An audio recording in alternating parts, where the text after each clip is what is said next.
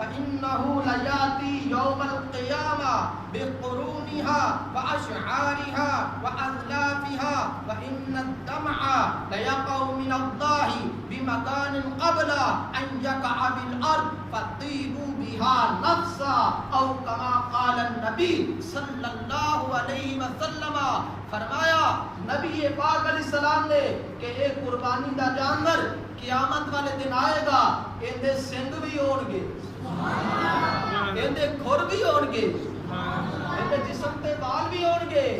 فرمایا قربانی دا جانور جس نے اللہ دی رضا واسطے خالصتاً اللہ دی رضا واسطے قربانی کیتی ہوئے گی, اے جانور جہنم دے اگے رکاوٹ بن جائے گا, اپنے مالک نو جہنم وچ نہیں جان دے گا.